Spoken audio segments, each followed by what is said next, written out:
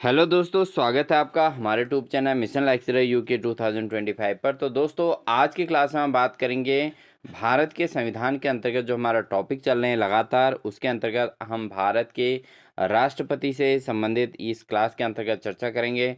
दोस्तों, इसे previous class में आप प्ले लिस्ट में जाके देखिए, हमने भारत के राष्ट्रपति से संबंधित टॉपिक को डिटेल पूरा स्टडी किया है और साथ ही आपसे प्रॉमिस किया था कि अब जो है इसकी एमसीक्यू क्लासेस लाई जाएगी।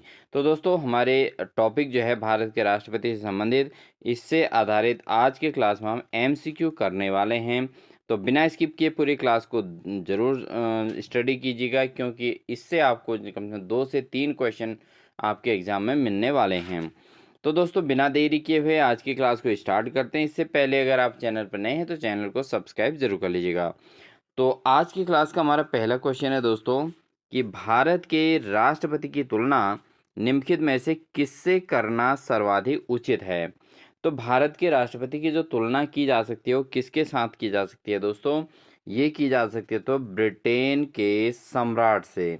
दोस्तों, हमने इसके प्रीवियस क्लास में पढ़ा था कि जो ब्रिटेन की जो महारानी होती है वो एक वंशानुगत बनती है, लगातार वंश के अकॉर्डिंग लगातार बनते रहते हैं। तो इसी प्रकार जो है भारत में, लेकिन जो राष्ट्रपति है वो अलग अलग दल के नेता या अलग अलग व्यक्ति बनते हैं। ठीक है, तो यहाँ पर जो है कंपेयर लेकिन ब्रिटेन के सम्राट से की जा सकती है। तो ऑप्शन नंबर सी इसका सही आंसर हो जाएगा। अगला क्वेश्चन है दोस्तों, भारत में कार्यपालिका का अध्यक्ष कौन होता है। तो भारत के अंतर्गत जो कार्यपालिका का अध्यक्ष होता है दोस्तों, वो होता है राष्ट्रपति। कौन होता है? राष्ट्रपति दोस्तों भारत के अंतर्गत कार्यपालिका का अध्यक्ष होता है। इसलिए ऑप्शन नंबर ए इसका बिल्कुल सही आंसर हो जाएगा दोस्तों। अगला क्वेश्चन है दोस्तों, संघ की कार्यपालिका शक्ति निहित है। तो दोस्तों, जो संघ की जो कार्यपालिका शक्ति होती है वो किसमें निहित होती है दोस्तों? ये होती है दोस्तों राष्ट्रपति में। किसमें होती है? राष्ट्रपति में निहित होती है दोस्तों संघ की जो कार्यपालिका शक्ति होती है, यानी कि जो कार्यपालिका जो कार्य करती है उसकी जो पावर होती है वो किस पर डिपेंडेंट है? वो राष्ट्रपति पर निर्भर करती है, यानी कि राष्ट्रपति कार्यपालिका पर निर्भर होते हैं। बढ़ते हैं दोस्तों अगले प्रश्न में। अगला क्वेश्चन है दोस्तों, भारत का राष्ट्रपति क्या होता है? ऑप्शन है राज्य का प्रधान, राज्य का प्रधान नहीं है, केवल सरकार का प्रधान है, और राज्य और सरकार दोनों का प्रधान है। तो दोस्तों, जो भारत का राष्ट्रपति होता है वो राज्य का प्रधान होता है। तो ऑप्शन नंबर ए इसका बिल्कुल सही आंसर हो जाएगा दोस्तों। बढ़ते हैं दोस्तों अगले प्रश्न में। अगला क्वेश्चन है दोस्तों, भारतीय संविधान के अनुसार देश का प्रथम नागरिक कौन होता है। तो मैंने आपको प्रीवियस क्लास में बताया था दोस्तों कि भारत के अंतर्गत जो संविधान का नियम है उसके अकॉर्डिंग जो राष्ट्रपति होते हैं वो जो है देश के सर्वोच्च नागरिक होते हैं, प्रथम नागरिक उनको कहा जाता है। तो दोस्तों, ये इसका सही आंसर क्या हो जाएगा? वो हो जाएगा राष्ट्रपति। क्या हो जाएगा दोस्तों? राष्ट्रपति दोस्तों भारतीय संविधान के अनुसार देश के प्रथम नागरिक होता है। तो ऑप्शन नंबर ए इसका बिल्कुल सही आंसर हो जाएगा। बढ़ते हैं दोस्तों अगले प्रश्न में। अगला प्रश्न है, भारतीय संविधान के अनुसार संघ की कार्यपालिका शक्तियां किसमें निहित होती हैं। तो भारत के जो संविधान है उसके अनुसार जो है संघ की जो कार्यपालिका शक्तियां होती हैं दोस्तों, वो होती हैं राष्ट्रपति के ऊपर। ठीक है, तो हमारा टॉपिक राष्ट्रपति चल रहा है, तो मैक्सिमम प्रश्नों के आंसर राष्ट्रपति होंगे दोस्तों। लेकिन आपको यहाँ पर क्वेश्चन की लैंग्वेज को समझना है, जिससे आपका एग्जाम भी क्वेश्चन गलत न हो पाए। अगला क्वेश्चन है, भारतीय संविधान के अनुसार देश की तीनों सेनाओं का अध्यक्ष, जिसको सुप्रीम कमांडर कहा जाता है दोस्तों, वो कौन होता है। तो दोस्तों, भारत के अंतर्गत 3 प्रकार की सेनाएं हैं, वायुसेना, थल सेना और जल सेना। तो इन तीनों सेनाओं के जो सुप्रीम कमांडर होते हैं, यानी कि जो इनके सेनाओं के अध्यक्ष होते हैं, वो कौन होते हैं? वो दोस्तों भारत के राष्ट्रपति होते हैं। ठीक है, तो ऑप्शन नंबर ए इसका बिल्कुल सही आंसर हो जाएगा दोस्तों। अगला क्वेश्चन है दोस्तों, भारत का राष्ट्रपति होता है। तो भारत का राष्ट्रपति क्या होता है? भारत का सर्वोच्च शासक, राज्य का संवैधानिक अध्यक्ष, राज्य और सरकार का अध्यक्ष या बहुमत दल का नेता। तो दोस्तों जो भारत का राष्ट्रपति होता है वो राज्य का एक संवैधानिक अध्यक्ष के रूप में कार्य करता है। तो ऑप्शन नंबर बी इसका सही आंसर हो जाएगा दोस्तों। बढ़ते हैं दोस्तों अगले प्रश्न में, भारतीय सशस्त्र सेनाओं का सर्वोच्च कमांडर कौन होता है? दोस्तों जो भारत के जो सशस्त्र सेनाएं हैं दोस्तों, इसके जो सर्वोच्च कमांडर हैं वो कौन होते हैं दोस्तों? वो होते हैं राष्ट्रपति। तो भारतीय सशस्त्र सेनाओं के जो सर्वोच्च कमांडर होते हैं दोस्तों, वो होते हैं भारत के राष्ट्रपति। अगला क्वेश्चन है दोस्तों, भारत के राष्ट्रपति के लिए आवश्यक योग्यता नहीं है, कौन सी नहीं है ये पूछा गया है। वह भारत का नागरिक हो, ये होना जरूरी है। और राष्ट्रपति बनने के लिए 35 वर्ष की आयु पूरा करना भी जरूरी है, तो ये भी सही होगा दोस्तों। तीसरा, उसमें लोकसभा के सदस्य के लिए निर्धारित सभी योग्यताएं होनी जरूरी हैं, क्योंकि राष्ट्रपति का चुनाव दोस्तों लोकसभा और राज्यसभा के सदस्यों से कंबाइंड रूप में जो है राष्ट्रपति का चुनाव किया जाता है। तो यह संसद के किसी सदन का सदस्य हो, ये बिल्कुल गलत आंसर है दोस्तों। ऑप्शन नंबर डी क्या हो जाएगा? इसका सही आंसर हो जाएगा। अगला अगला क्वेश्चन है दोस्तों, भारत के राष्ट्रपति निर्वाचित होने के पात्र बनने के लिए किसी व्यक्ति की आयु कितनी होनी चाहिए? तो दोस्तों ये होनी चाहिए 35 ईयर। यानी कि अगर राष्ट्रपति का चुनाव लड़ना है तो 35 साल की उम्र होना जरूरी होता है दोस्तों। बढ़ते हैं अगले क्वेश्चन में। अगला क्वेश्चन है दोस्तों, राष्ट्रपति पद के उम्मीदवार के लिए अधिकतम आयु कितनी होनी चाहिए? तो अगर राष्ट्रपति बनना है तो उसके पद के जो उम्मीदवार हैं उनकी एज कितने वर्ष की होनी जरूरी है दोस्तों? तो ये है दोस्तों, इसकी कोई भी आयु सीमा निर्धारित नहीं है दोस्तों, ठीक है। यानी कि 65 वर्ष वाला ही बनेगा ऐसा नहीं है, 70 वर्ष का बनेगा ऐसे भी जरूरी नहीं है, 35 वर्ष का बनेगा, 75 वर्ष का बनेगा ऐसे भी जो है अधिकतम आयु नहीं है। अधिकतम आयु की दोस्तों कोई लिमिट नहीं रखी गई है। बढ़ते हैं दोस्तों अगले प्रश्न में। अगला प्रश्न है, एक व्यक्ति राष्ट्रपति पद के लिए अधिकतम कितनी बार निर्वाचित हो सकता है? तो एक व्यक्ति को जो है अगर राष्ट्रपति पद पर अधिकतम बार निर्वाचित होना है तो कितने लिमिट पार कर सकता है? 2 बार, 3 बार या 4 बार? तो ऐसा कुछ भी नहीं है दोस्तों, इसमें से कोई सीमा नहीं। तो राष्ट्रपति पद के लिए अधिकतम जो कितनी बार निर्वाचित हो सकता है, तो इसकी कोई लिमिट नहीं है, अर्थात जो है कोई सीमा निर्धारित नहीं है दोस्तों। बढ़ते हैं दोस्तों अगले प्रश्न में, राष्ट्रपति का निर्वाचन किस प्रकार से होता है? ये क्वेश्चन पूछा गया है कि भारत के अंतर्गत जो राष्ट्रपति का निर्वाचन किस प्रकार से होता है। तो इसका ऑप्शन जो होगा दोस्तों वो होगा अप्रत्यक्ष रूप से हो जाता है, ठीक है दोस्तों। अप्रत्यक्ष रूप से जो है हो सकता है राष्ट्रपति का चुनाव। और जो है बढ़ते हैं अगले प्रश्न में। बढ़ते हैं दोस्तों अगले प्रश्न में। अगला प्रश्न है, राष्ट्रपति पद के निर्वाचन हेतु कौन सी पद्धति अपनाई जाती है? तो दोस्तों अगर राष्ट्रपति पद पर निर्वाचित होना है तो कौन से पद्धति को अपनाना चाहिए? तो दोस्तों इसका जो सही आंसर है,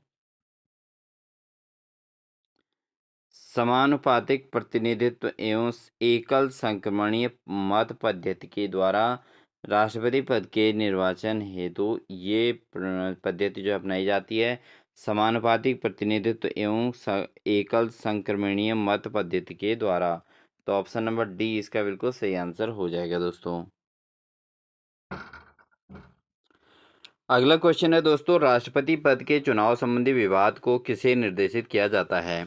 तो अगर राष्ट्रपति पद के लिए चुनाव संबंधी कोई विवाद हो दोस्तों, उसको किसे निर्देशित किया जाता है? संसदीय समिति, लोकसभा अध्यक्ष, निर्वाचन आयोग या उच्चतम न्यायालय? तो दोस्तों जो राष्ट्रपति संबंधी विवाद होता है उसको कहाँ ले जाया जाता है? वो जाता है उच्चतम न्यायालय में, ठीक है। तो वहाँ पर इस विवाद का सॉल्यूशन किया जा सकता है, तो उच्चतम न्यायालय के लिए इसको निर्देशित किया जाता है। बढ़ते हैं दोस्तों अगले प्रश्न में। अगला क्वेश्चन है दोस्तों, राष्ट्रपति के चुनाव के लिए प्रस्तावक एवं अनुमोदकों की कम से कम कितनी संख्या होनी चाहिए? तो दोस्तों जो राष्ट्रपति पद का चुनाव होता है, इसके लिए जो प्रस्तावक और अनुमोदक होते हैं, इनकी संख्या मिनिमम कितनी होनी चाहिए? ऑप्शन है 10-10, 20-20, 50-50 या 100-100। तो जो जो अनुमोदक होने चाहिए दोस्तों, वो 50-50 होने चाहिए, ठीक है, 50-50 होने जरूरी हैं। तो ऑप्शन नंबर सी इसका बिल्कुल सही आंसर हो जाएगा। अगला क्वेश्चन है दोस्तों, भारत का राष्ट्रपति निर्वाचित होने के लिए निम्न में से कौन सी बात अयोग्यता मानी जाती है? तो दोस्तों जो भारत का राष्ट्रपति अगर निर्वाचित किया जाता है जिस व्यक्ति को, तो उसके अंदर क्या अयोग्यता मानी जाती है? इनमें से एक तो भारत का नागरिक हो, ये तो योग्यता है। 35 वर्ष की आयु पूरी कर चुका हो, ये भी बहुत जरूरी है। लोकसभा का सदस्य निर्वाचित होने के लिए अर्हित हो, बिल्कुल सही है। कोई लाभ का पद ग्रहण किया हुआ नहीं हो, तो ये बिल्कुल अनुचित है, क्योंकि कोई भी भारत का राष्ट्रपति बने तो वो किसी लाभ के पद पर नहीं होना चाहिए। तो इस प्रश्न के अकॉर्डिंग यही ऑप्शन सही हो जाएगा। बट एक्चुअल में देखा जाए दोस्तों, ये ऑप्शन वैसे गलत है। तीनों चीज़ें होनी चाहिए, भारत का नागरिक होना चाहिए, उसे 35 वर्ष की आयु पूर्ण कर चुका होना चाहिए, और लोकसभा का सदस्य निर्वाचित होने के लिए अर्हित होना चाहिए। तो ये तीनों ऑप्शन सही हैं। ऑप्शन नंबर डी ही यहाँ पर जो है अयोग्यता को प्रदर्शित करता है दोस्तों। बढ़ते हैं दोस्तों अगले प्रश्न में। अगला क्वेश्चन है दोस्तों, भारत में राष्ट्रपति का चुनाव किया जाता है। तो भारत में राष्ट्रपति का चुनाव कैसे किया जाता है दोस्तों? तो भारत के अंतर्गत जो राष्ट्रपति का चुनाव होता है दोस्तों, एकल हस्तांतरित मत पद्धति के द्वारा होता है। तो इसको आप जरूर नोट कर लीजिएगा दोस्तों। भारत के अंतर्गत जो राष्ट्रपति का जो चुनाव होता है, वो होता है एकल हस्तांतरित मत पद्धति के द्वारा। तो ऑप्शन नंबर बी इसका बिल्कुल सही आंसर हो जाएगा। बढ़ते हैं दोस्तों अगले प्रश्न में। अगला प्रश्न है, राष्ट्रपति पद का चुनाव संचालित किया जाता है। तो राष्ट्रपति पद का चुनाव किनके द्वारा संचालित किया जाता है दोस्तों? लोकसभा अध्यक्ष द्वारा? बिल्कुल नहीं। प्रधानमंत्री द्वारा भी नहीं। संसदीय मामलों के मंत्री के द्वारा भी नहीं। जबकि जो राष्ट्रपति का चुनाव किया जाता है दोस्तों, किया जाता है निर्वाचन आयोग के द्वारा, ठीक है। तो ऑप्शन नंबर सी इसका बिल्कुल सही आंसर हो जाएगा। बढ़ते हैं दोस्तों अगले प्रश्न में, भारत में किसके चुनाव में आनुपातिक प्रतिनिधित्व चुनाव प्रणाली अपनाई जाती है? तो भारत में किसके चुनाव में जो आनुपातिक प्रतिनिधित्व चुनाव प्रणाली अपनाई जाती है दोस्तों, ये किस में अपनाई जाती है? ये अपनाई जाती है दोस्तों राष्ट्रपति के चुनाव में। किसके चुनाव में? राष्ट्रपति के चुनाव के अंतर्गत दोस्तों आनुपातिक प्रतिनिधित्व चुनाव प्रणाली अपनाई जाती है। और यहाँ पर जो है अनुपात दोस्तों 50-50 का बताया गया है, ठीक है दोस्तों। तो ऑप्शन नंबर डी इसका बिल्कुल सही आंसर हो जाएगा। बढ़ते हैं दोस्तों अगले प्रश्न में। अगला प्रश्न है, राष्ट्रपति चुनाव संबंधी मामले किसके पास भेजे जाते हैं? तो जो राष्ट्रपति के चुनाव संबंधी जो मामले होते हैं दोस्तों, किसके पास भेजे जाते हैं? तो राष्ट्रपति चुनाव संबंधी जो मामले होते हैं दोस्तों, वो भेजे जाते हैं उच्चतम न्यायालय में। कहाँ भेजे जाते हैं? उच्चतम न्यायालय में दोस्तों इस प्रकार के मामलों को भेजा जाता है। इसलिए ऑप्शन नंबर सी इसका बिल्कुल सही आंसर हो जाएगा दोस्तों। बढ़ते हैं अगले प्रश्न में, किस अनुच्छेद के तहत राष्ट्रपति तथा उपराष्ट्रपति के निर्वाचन से संबंधित विवाद का निर्णय उच्चतम न्यायालय द्वारा करने का प्रावधान संविधान में किया गया है? तो कौन सा अनुच्छेद है जिसके तहत राष्ट्रपति और उपराष्ट्रपति के निर्वाचन संबंधी विवाद का निर्णय उच्चतम न्यायालय द्वारा करने का प्रावधान रखा गया है? ये रखा गया है अनुच्छेद 71 के अंतर्गत। आर्टिकल किसके अंतर्गत दोस्तों? आर्टिकल है 71, ठीक है। तो आर्टिकल 71 के अंतर्गत रखा गया है कि राष्ट्रपति तथा उपराष्ट्रपति के निर्वाचन से संबंधित अगर कोई विवाद होता है, तो उसको उस निर्णय उच्चतम न्यायालय द्वारा करने का प्रावधान किया गया है आर्टिकल 71 में। बढ़ते हैं अगले प्रश्न में। अगला प्रश्न है, राष्ट्रपति पद के उम्मीदवारों को चुनाव प्रचार हेतु कितना समय मिलता है? तो जो राष्ट्रपति पद के उम्मीदवार होते हैं, उनको चुनाव के लिए कितना समय का मिलता है अपने प्रचार प्रसार के लिए? तो उन्हें मिलता है केवल दोस्तों 2 सप्ताह का समय मिलता है। कितना? 2 सप्ताह का समय केवल राष्ट्रपति के उम्मीदवारों के लिए चुनाव प्रचार प्रसार के लिए मिलता है। तो ऑप्शन नंबर बी इसका बिल्कुल सही आंसर हो जाएगा। अगला क्वेश्चन है, भारत के राष्ट्रपति का चुनाव कितने वर्षों के लिए होता है? तो भारत के अंतर्गत जो राष्ट्रपति का चुनाव है कितने वर्षों के लिए होता है? 6 वर्ष, 5 वर्ष, 4 वर्ष या 3 वर्ष? तो राष्ट्रपति का जो चुनाव किया जाता है भारत के अंतर्गत, वो होता है केवल 5 वर्ष के लिए। कितने वर्ष के लिए? 5 वर्ष के लिए जो है राष्ट्रपति का चुनाव किया जाता है। अगला क्वेश्चन है, किस अनुच्छेद के तहत राष्ट्रपति अपने पद ग्रहण करने की तिथि से 5 वर्ष की अवधि तक अपने पद पर बना रहता है? तो कौन सा अनुच्छेद किस आर्टिकल के तहत जो है राष्ट्रपति अपने पद ग्रहण करने की तिथि से 5 वर्ष की अवधि तक अपने पद पर बना रहता है? तो ये होता है दोस्तों आर्टिकल 56 के अंतर्गत। कितने अंतर्गत?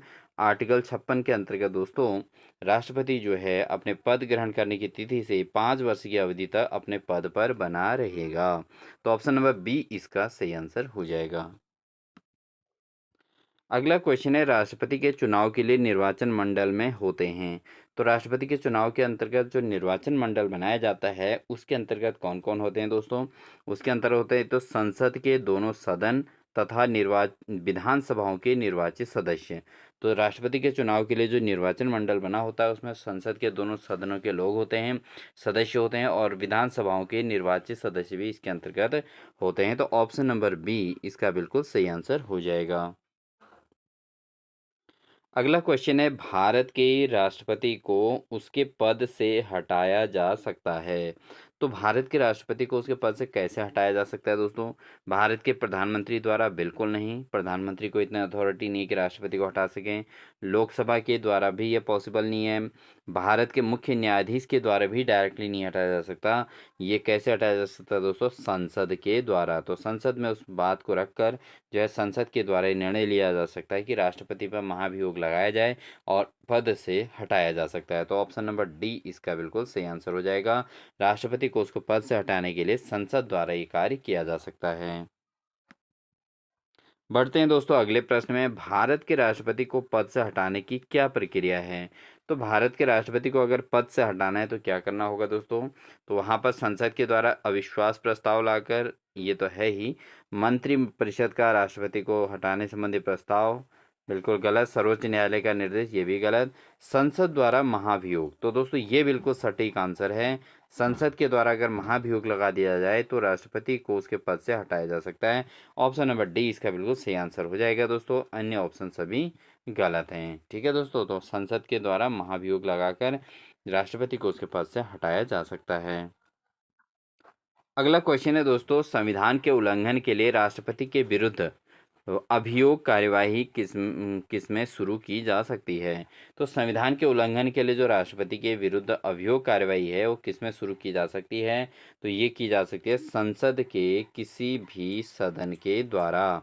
तो ये जो है संसद के किसी भी सदन के द्वारा जो है यहाँ पर अभियोग कार्यवाही शुरू की जा सकती है। तो ऑप्शन नंबर सी इसका बिल्कुल सही आंसर हो जाएगा दोस्तों। अगला क्वेश्चन दोस्तों रिपीटेड हो गया, राष्ट्रपति को हटाया जा सकता है, तो राष्ट्रपति को कैसे हटाया जा सकता है दोस्तों? महाभियोग के द्वारा। तो इसको आप पढ़ चुके हैं, ठीक है। अगला क्वेश्चन है दोस्तों, राष्ट्रपति पर महाभियोग किस आधार पर लगाया जा सकता है?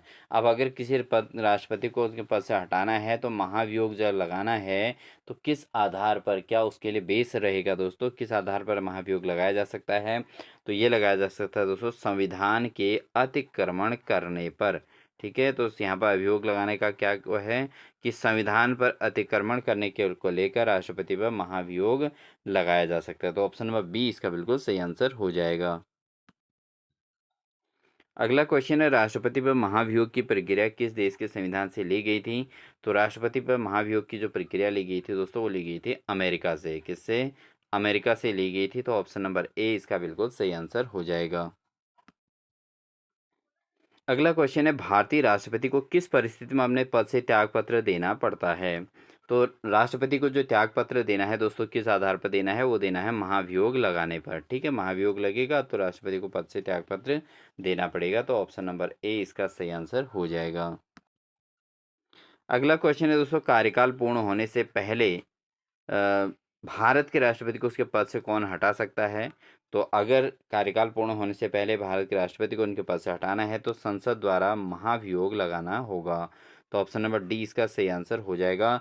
दोस्तों ये क्वेश्चन वैसे पूरी तरीके से मिलते जुलते हैं बट पूछने का तरीका अलग अलग है हर क्वेश्चन में। आप देख लीजिए लगातार जो क्वेश्चन पूछे गए हैं उसमें पूछने का तरीका अलग है, हालांकि आंसर सबके मिलते जुलते प्राप्त हो रहे हैं लेकिन जो है पूछने का तरीका अलग अलग है, इसलिए सभी प्रकार के क्वेश्चनों को यहाँ पर रखा गया है दोस्तों, जिससे आपका यहाँ से कोई भी क्वेश्चन गलत ना हो। अगला क्वेश्चन है दोस्तों, राष्ट्रपति पर महाभियोग का आरोप एक संकल्प के रूप में संसद के किसी भी सदन द्वारा लाया जा सकता है। यह कम से कम कितने दिन की लिखित सूचना के बाद प्रस्तुत किया जाना चाहिए। तो जो महाभियोग लगाया जाता है वो जो लिखित सूचना के बाद कितने दिनों तक जो है, कम से कम कितने दिन की लिखित सूचना के बाद प्रस्तुत किया जाना चाहिए। दोस्तों ये किया जाना चाहिए 14 दिन। कितने दिन? 14 दिन, यानी कि 2 हफ्ते का समय यहाँ पर दिया जा सकता है। तो ऑप्शन नंबर बी इसका बिल्कुल सही आंसर हो जाएगा। अगला क्वेश्चन है दोस्तों, सदन में राष्ट्रपति के विरुद्ध महाभियोग प्रस्ताव पास करने के लिए कितने सदस्यों का समर्थन होना चाहिए।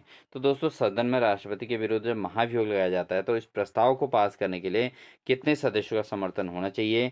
तो यहाँ पर जो समर्थन मिलना चाहिए दोस्तों, सदन के कुल सदस्यों में से कम 2/3 सदस्यों की जरूरत होती है जिनके द्वारा महाभियोग की बात कही जाए दोस्तों। ठीक है, यानी कि अगर 100 सदस्य टोटल हैं तो उसमें से कम 66 लोगों का जो है यहाँ पर समर्थन होना चाहिए उस महाभियोग में। ठीक है, राष्ट्रपति के विरुद्ध, तब जाके जो है महाभियोग यहाँ पर समर्थन होना जरूरी है, तभी जो है वो पास होता है दोस्तों। अगला क्वेश्चन है दोस्तों, भारत के राष्ट्रपति को कार्य अवधि की समाप्ति के पूर्व भी पद से हटाया जा सकता है। तो भारत के राष्ट्रपति को जो कार्य अवधि से समाप्ति से पूर्व भी हटाया जा सकता है। कैसे? तो दोस्तों ये हटाया जा सकता है महाभियोग के द्वारा। तो ये ऑप्शन सी इसका सही आंसर हो जाएगा। बढ़ते हैं दोस्तों इस क्लास के अंतिम क्वेश्चन में, किसी व्यक्ति के राष्ट्रपति के रूप में चुनाव को अवैध घोषित किए जाने की स्थिति में उसके द्वारा अपना चुनाव अवैध घोषित किए जाने से पूर्व के कृत्यों की क्या संवैधानिकता होगी। तो दोस्तों जब कोई व्यक्ति है उसके राष्ट्रपति के रूप में चुनाव में अवैध घोषित किया जाता है तो उसके द्वारा चुनाव में अवैध घोषित किए जाने से पूर्व के जो कृत्यों की जो संवैधानिकता है, यह कृत्य जो होती है दोस्तों ये विधि मान्य होते हैं। क्या होते हैं? जो कृत्य होते हैं वो क्या होते हैं? विधि मान्य होते हैं।